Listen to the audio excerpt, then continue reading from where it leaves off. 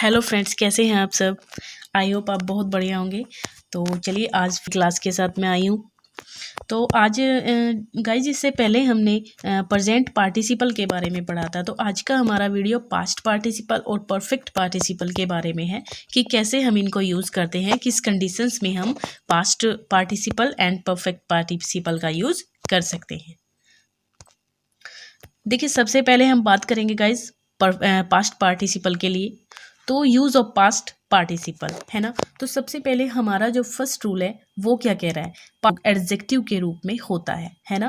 भाई present participle का भी एडजेक्टिव के रूप में होता है। ये रूल प्रेजेंट पार्टिसिपल के लिए भी था और यहाँ पे ये रूल किसके लिए है, ये हमारा एडजेक्टिव पास्ट पार्टिसिपल भी एडजेक्टिव के रूप में यूज हो सकता है। जैसे कि हमारा ये सेंटेंस है, a burned child dreads the fire.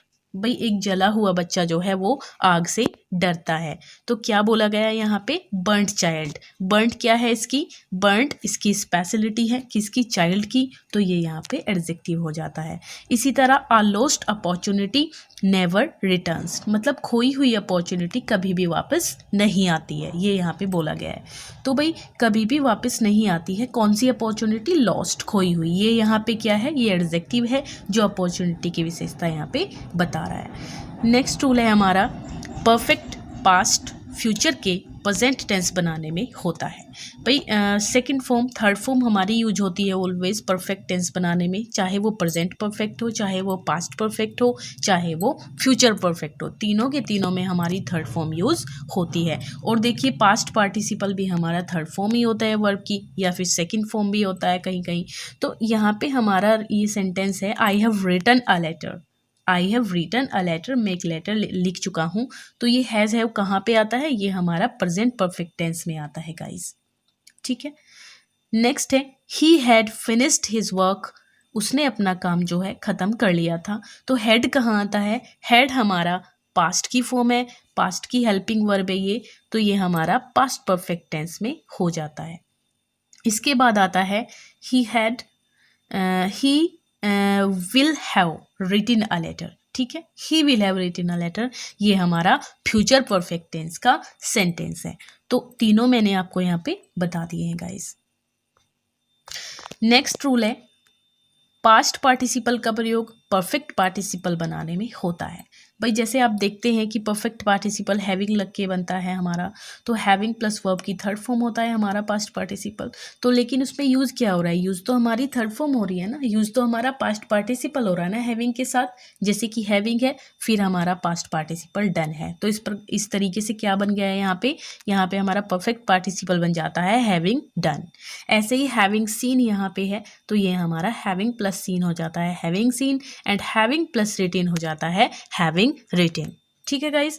तो एग्जाम्पल के तौर पे हम ले लेते हैं, जैसे हैविंग फेल्ड ट्वाइस है ना, हैविंग फेल्ड ट्वाइस, दो बार फेल होने के बाद भी he didn't want to try again, अब वो दोबारा उसने कोशिश नहीं की ट्राई करने की, ठीक है।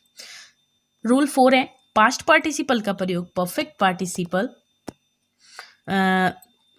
परफेक्ट इन्फिनेटिव बनाने में भी होता है। देखिए ये भी एक रूल है कि पास्ट पार्टिसिपल का यूज परफेक्ट इन्फिनेटिव बनाने में भी यूज होता है। कैसे होता है, जैसे कि to have written, perfect participle इसलिए परफेक्ट का यूज हो रहा है, लेकिन टू आया है इसके साथ तो ये इन्फिनेटिव भी बन जाता है। तो इस प्रकार से पास्ट पार्टिसिपल से हम परफेक्ट इन्फिनेटिव भी बना सकते हैं, जैसे कि to have written, to have meet, to have made.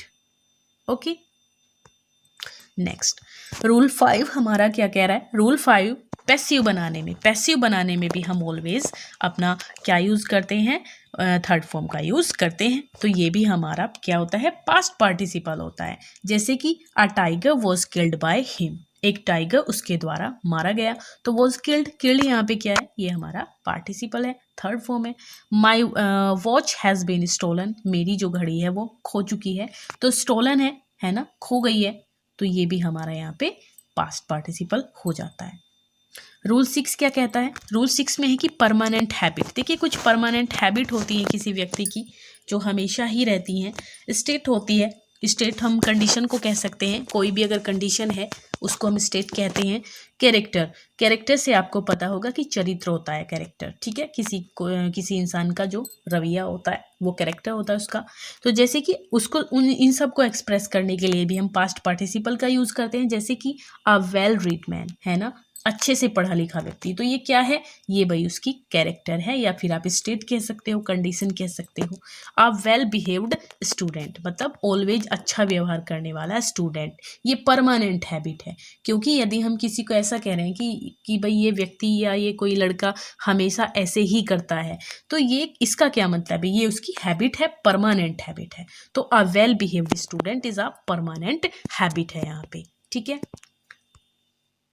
अब बात आती है, ये हमारे पास्ट पार्टिसिपल के यूज़ है। अब परफेक्ट पार्टिसिपल के क्या यूज़ है वो हम देख लेते हैं। देखिए परफेक्ट पार्टिसिपल के ज़्यादा यूज़ नहीं है, ये रूल हमारा एक है यहाँ पे। जब दो एक्शंस होने में समय अंतराल कम हो तो पहले एक्शन के लिए परफेक्ट पार्टिसिपल का प्रयोग होता है। कैसे भाई, मैंने बताया है कि जब दो काम हो रहे हों और उनमें थोड़ा सा गैप हो, भाई दो काम का जिक्र हमारा प्रेजेंट पार्टिसिपल में भी आता है, लेकिन वहाँ पे क्या होता है, वहाँ या तो दो काम के बीच में कोई तीसरा काम हो जाता है या फिर दो काम में अंतराल नहीं होता है, मतलब एक काम के तुरंत बाद दूसरा काम होता है। लेकिन यहाँ पे क्या बोला जा रहा है, यहाँ पे बोला जा रहा है कि एक काम, मतलब एक काम खत्म हो रहा है तो थोड़े से गैप के बाद, थोड़ा सा गैप है, ज़्यादा नहीं है, थोड़ा सा गैप है, उसके बाद दूसरा काम हो रहा है। जैसे कि आप एग्जाम्पल के थ्रू समझ जाएंगे।